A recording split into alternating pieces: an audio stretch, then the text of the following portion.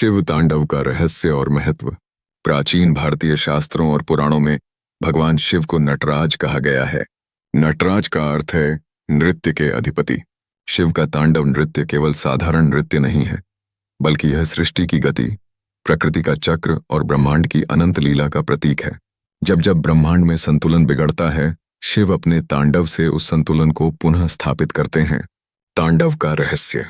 कहते हैं कि शिव का तांडव 5 मुख्य कार्यों का द्योतक है, जिन्हें पंचकृत्य भी कहा जाता है। 8 सृष्टि, क्रिएशन, उत्पत्ति। 2 स्थिति, प्रेजर्वेशन, पालन। 3 संहार, डिस्ट्रक्शन, विनाश। 4 तिरोभाव, इल्यूजन, आवरण करना। 5 अनुग्रह, ग्रेस, मुक्ति प्रदान करना।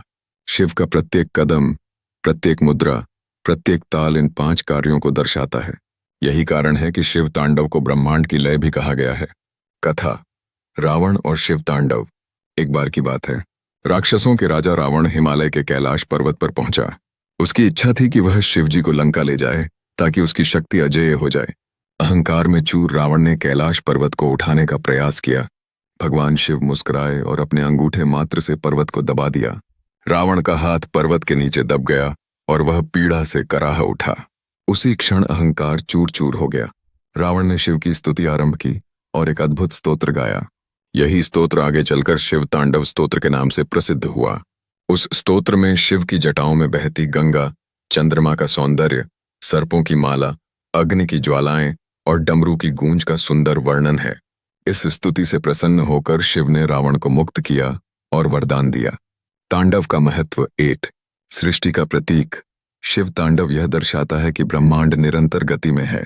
हर कण, हर ग्रह, हर तारा नृत्यरत है। 2 अहंकार का विनाश। तांडव हमें यह सिखाता है कि चाहे कोई कितना भी शक्तिशाली हो, अहंकार के साथ वह न टिक पाएगा। 3 आध्यात्मिक जागरण। जब साधक शिव तांडव का ध्यान करता है तो उसके भीतर की ऊर्जा जागृत होती है। 4 न्याय और संतुलन। जब अधर्म बढ़ता है, शिव अपने तांडव से विनाश कर संतुलन स्थापित करते हैं। 5 मुक्ति का द्वार। तांडव केवल विनाश नहीं, बल्कि मोक्ष का मार्ग भी है। यह हमें जन्म मृत्यु के बंधन से मुक्त करने की शक्ति देता है। नटराज की प्रतिमा का रहस्य। दक्षिण भारत के चिदंबरम मंदिर में नटराज की दिव्य प्रतिमा स्थित है। इस प्रतिमा में शिव एक पैर उठाकर नृत्य मुद्रा में है। एक पैर से वे असुर अपस्मार को दबा रहे हैं, जो अज्ञान का प्रतीक है। उनके 4 हाथ हैं। एक दूसरा हाथ अग्नि धारण किए है, जो संहार का प्रतीक है। तीसरा हाथ आशीर्वाद की मुद्रा में है, जो कृपा का संकेत देता है। चौथा हाथ नृत्य की लय में फैला है, जो गति और संतुलन का प्रतीक है। यह प्रतिमा हमें बताती है कि शिव का नृत्य ही संपूर्ण ब्रह्मांड की धड़कन है। ऋषि भृगु और तांडव। एक अन्य कथा में वर्णन आता है कि एक बार ऋषि भृगु ने भगवान शिव से पूछा, भगवान, आप क्यों नृत्य करते हैं?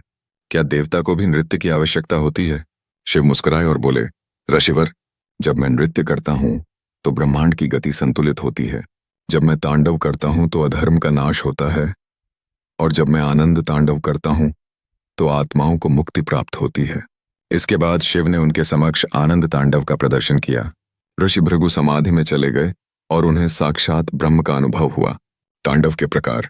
शास्त्रों में शिव तांडव के अनेक रूप बताए गए हैं। 8 आनंद तांडव, हर्ष और आनंद का नृत्य।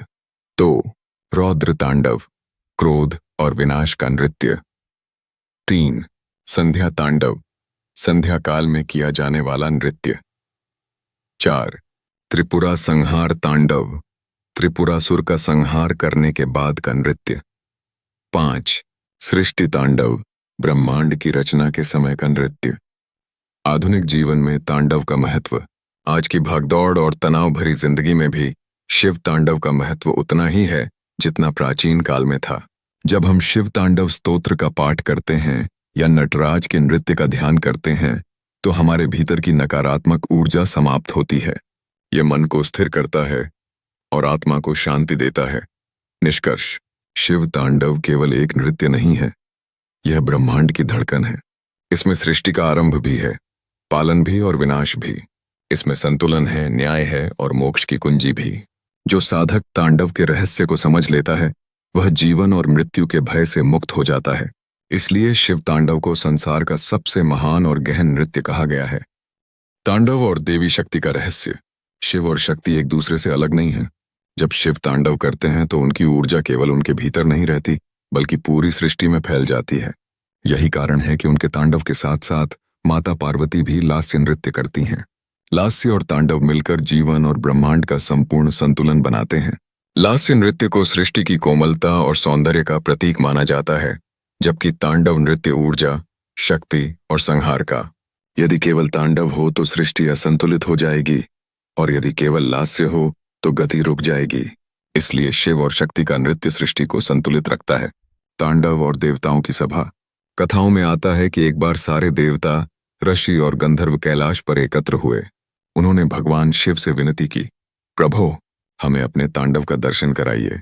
आपकी लीला का रहस्य समझना चाहते हैं। भगवान शिव ने डमरू उठाया। जैसे ही डमरू की गूंज हुई, सारा वातावरण थर्राने लगा। गंधर्व वीणा बजाने लगे, अप्सराएं गीत गाने लगीं और ऋषि ध्यान में लीन हो गए। शिव ने जब तांडव आरंभ किया तो चारों दिशाएं प्रकाश से भर उठीं। देवताओं ने देखा, शिव की जटाओं से गंगा प्रवाहित हो रही है। उनके नेत्रों से अग्नि की ज्वाला निकल रही है। कंठ में विष का नीला तेज दमक रहा है और उनके चारों ओर अनगिनत ब्रह्मांड नृत्यरत हो गए हैं। सभी देवताओं ने उस दिन अनुभव किया कि शिव का तांडव ही सृष्टि की धड़कन है। तांडव और त्रिपुरासुर का संहार। त्रिपुरासुर नामक 3 राक्षसों ने स्वर्ग, पृथ्वी और पाताल पर अपना अधिकार कर लिया था। ब्रह्मांड का संतुलन बिगड़ने लगा। देवताओं ने शिव से प्रार्थना की। शिव ने दिव्य रथ धारण किया और अपने धनुष से तीनों पुरियों का संहार कर दिया। विनाश के बाद शिव ने ऐसा प्रचंड रौद्र तांडव किया कि धरती कांप उठी, पर्वत हिलने लगे और आकाश में बिजली चमक उठी। लेकिन उसी तांडव ने संतुलन भी स्थापित किया और देवताओं को पुनः शांति मिली। इसलिए त्रिपुरासुर विजय तांडव को विजय तांडव भी कहा जाता है। साधकों के लिए तांडव का गूढ़ अर्थ। प्रत्येक साधक के भीतर भी एक सूक्ष्म ब्रह्मांड है। जब भीतर अज्ञान बढ़ता है तो शिव तांडव की तरह ज्ञान प्रकट होता है और अंधकार का नाश करता है। जब भीतर वासनाएं और अहंकार बढ़ जाते हैं तो तांडव उस अहंकार को तोड़कर साधक को नम्र बना देता है। और जब साधक गहन भक्ति करता है तो आनंद तांडव से उसकी आत्मा मुक्ति की ओर अग्रसर होती है। यही कारण है कि शिव तांडव स्तोत्र का जप करने से मनुष्य के भीतर शक्ति और शांति दोनों जागृत होती हैं। तांडव और काल का रहस्य। शिव को महाकाल कहा गया है। वे समय से परे हैं।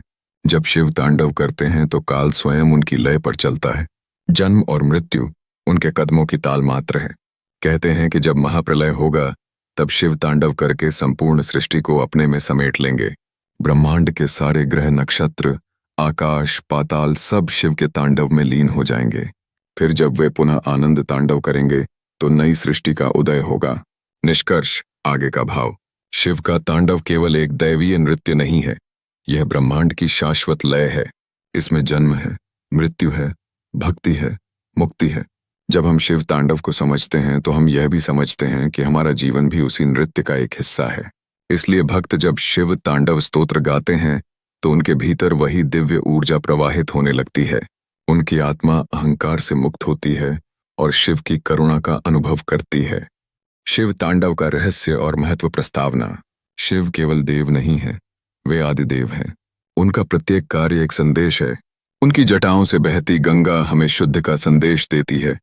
उनके कंठ का नीलकंठ रूप त्याग और धैर्य का प्रतीक है और उनका तांडव ब्रह्मांड की गति का रहस्य।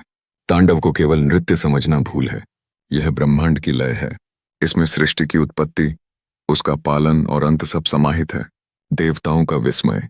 एक बार देवताओं ने ब्रह्मा जी से पूछा, प्रजापति, हम तो अपनी अपनी शक्तियों को समझते हैं, किंतु जब शिव तांडव करते हैं तो संपूर्ण ब्रह्मांड कंपा उठता है। इसका रहस्य क्या है? ब्रह्मा जी ने उत्तर दिया, देवताओं, शिव का तांडव ही वह ध्वनि है जिससे वेद प्रकट होते हैं। वही ध्वनि डमरू से निकलती है और उसी से अक्षर, शब्द और समस्त ज्ञान का उद्गम होता है। तांडव में ही काल का प्रवाह और ब्रह्म का प्रकाश है। देवताओं ने यह सुनकर निश्चय किया कि वे शिव से स्वयं इसका रहस्य जानेंगे। कैलाश पर देव सभा। सभी देवता कैलाश पर्वत पहुंचे। हिमालय की गुफाओं में वायु वेदों का पाठ कर रही थी। बर्फीली चोटियों पर सूर्य की किरणें चमक रही थीं और गंधर्व दिव्य राग गा रहे थे। वहां सबने देखा कि शिव ध्यान में लीन है और माता पार्वती उनके पास बैठी हैं। विनम्र होकर देवताओं ने निवेदन किया, प्रभु, हम आपके तांडव का रहस्य जानना चाहते हैं, कृपा कर हमें दर्शन दीजिए। शिव ने मुस्कुराकर डमरू उठाया। डमरू की पहली ध्वनि, ज्यों ही डमरू बजा एक अद्भुत नाद गूंज उठा। वह केवल ध्वनि नहीं थी, बल्कि संपूर्ण ब्रह्मांड की नाड़ी थी। उससे अग्नि प्रकट हुई, उससे वायु का प्रवाह हुआ, उससे जल की लहरें उठीं और उससे पृथ्वी स्थिर हुई। देवताओं ने अनुभव किया कि हर अक्षर, हर स्वर, हर लय उसी डमरू से निकल रही है। यह नाद ही ओंकार है और ओंकार ही सृष्टि का मूल बीज। तांडव का आरंभ। शिव ने अपना एक पैर उठाया और नृत्य प्रारंभ किया। उनके जटाओं से गंगा छलकने लगी, उनके गले का नाग लहराने लगा, उनके नेत्रों से तेज अग्नि की ज्वाला फूटने लगी। धरती कांप उठी, आकाश झिलमिला उठा और सागर लहरों से गरजने लगा। यह दृश्य केवल नृत्य नहीं था, यह स्वयं सृष्टि की गति थी। रावण और शिव तांडव। उसी समय एक और कथा जुड़ती है। लंका का राक्षस राज रावण अहंकार में डूबा कैलाश पर्वत को उठाने आया। उसने अपनी 20 भुजाओं से पर्वत उठाने का प्रयास किया। शिव ने हल्की मुस्कान के साथ अपना पांव दबाया और रावण का हाथ पर्वत के नीचे कुचल गया। रावण दर्द से कराह उठा। तभी उसे शिव की महिमा का बोध हुआ। उसने स्तुति गाई, जटाटवी गलज्जल प्रवाह पावितस्थले। यह वही स्तोत्र है जिसे हम आज शिव तांडव स्तोत्र के रूप में जानते हैं। इस स्तोत्र की प्रत्येक पंक्ति शिव के तांडव का प्रत्यक्ष वर्णन है। रावण ने जितना गाया, उतना ही शिव तांडव का रहस्य उसके हृदय में उतरता गया। शिव प्रसन्न हुए और उसे मुक्त कर दिया। तांडव और पंचकृत्य। तांडव केवल विनाश नहीं है, इसमें 5 कार्य निहित हैं जिन्हें पंचकृत्य कहा जाता है। 8 सृष्टि, ब्रह्मांड का निर्माण। 2 स्थिति, उसका पालन पोषण। 3 संहार, अधर्म और असत्य का नाश। 4 तिरोभाव, आत्मा को मोह और माया में डालना। 5 अनुग्रह, साधक को मुक्ति प्रदान करना। शिव के प्रत्येक नृत्य में ये 5 कार्य समाहित रहते हैं। आनंद तांडव और रौद्र तांडव। शिव के तांडव के भी कई प्रकार हैं। जब वे प्रसन्न होते हैं तो आनंद तांडव करते हैं, जिससे भक्तों को आशीर्वाद और मोक्ष की प्राप्ति होती है। जब वे क्रोधित होते हैं तो रौद्र तांडव करते हैं, जिससे अधर्म और पाप का नाश होता है। त्रिपुरासुर के संहार के बाद किया गया तांडव विजय तांडव कहलाता है। हर तांडव का स्वरूप भिन्न है, लेकिन उसका उद्देश्य हमेशा संतुलन स्थापित करना है। तांडव और देवी लास्ट। कहते हैं कि जब शिव तांडव करते हैं तो पार्वती माता लास्य नृत्य करती हैं। लास्य सौंदर्य, कोमलता और सृजन का प्रतीक है। यदि केवल तांडव हो तो जीवन कठोर हो जाएगा, और यदि केवल लास्य हो तो जीवन स्थिर हो जाएगा। इसीलिए सृष्टि की गति तब पूर्ण होती है जब तांडव और लास्य साथ होते हैं। यही शिव शक्ति का अद्वैत रहस्य है। नटराज की प्रतिमा। दक्षिण भारत के चिदंबरम मंदिर में नटराज की प्रतिमा इस रहस्य को प्रकट करती है। एक हाथ में डमरू है, सृष्टि का प्रतीक। दूसरे हाथ में अग्नि है, संहार का प्रतीक। तीसरा हाथ आशीर्वाद देता है, कृपा का प्रतीक। चौथा हाथ नृत्य की मुद्रा में फैला है, गति और संतुलन का प्रतीक।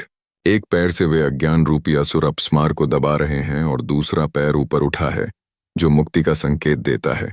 ऋषियों का प्रश्न। एक बार ऋषि भृगु ने शिव से पूछा, प्रभु, आप क्यों नृत्य करते हैं? देवता तो ध्यान में रहते हैं, आप नृत्य क्यों? शिव ने उत्तर दिया, ऋषिवर, मेरा तांडव ही सृष्टि की गति है। जब मैं नृत्य करता हूं तो जन्म और मृत्यु का चक्र चलता है। जब मैं रुकता हूं तो ब्रह्मांड शून्य हो जाता है। यह नृत्य ही जीवन और मोक्ष का मार्ग है। भृगु ऋषि इस रहस्य को सुनकर समाधि में चले गए और उन्होंने साक्षात ब्रह्म का अनुभव किया। महाप्रलय का तांडव। शास्त्रों में कहा गया है कि जब महाप्रलय आएगा तब शिव रौद्र तांडव करेंगे। उनकी जटाओं से अग्नि निकलेगी, उनके डमरू से काल की गूंज होगी और उनके कदमों से संपूर्ण सृष्टि झलकर शून्य में विलीन हो जाएगी। लेकिन उसी शून्य से पुनः आनंद तांडव प्रकट होगा और एक नई सृष्टि का उदय होगा। इस प्रकार शिव का तांडव अंत